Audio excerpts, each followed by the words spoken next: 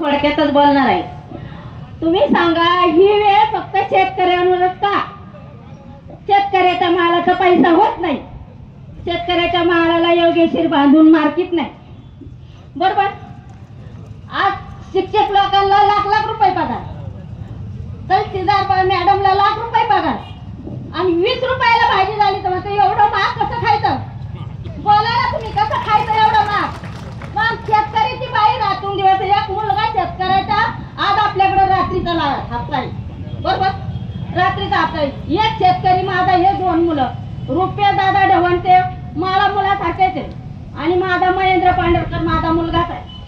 जर एक शेतकरी रात्रीचा पाण्यावर गेला, त्याच्या पायाखाली विच येतो तर त्याला साप येतो, तर ते पुढे बारीक होत आणि त्याच्या पाठीमागून वाघ येतो। याचा विचार सरकार का करत नाही? का करत नाही सांगा, बोला मला। या विचार सरकारने केलाच पाहिजे। आणि आज 6 नाही संध्याकाळी 8 जरी वाजले ना, रस्ता रोको आनंद तहसीलदार मॅडम आल्याशिवाय बंद होणार नाही, होणार नाही। एवढंच बोलून मी माझे भाषण संपवते। जय हिंद, जय महाराष्ट्र।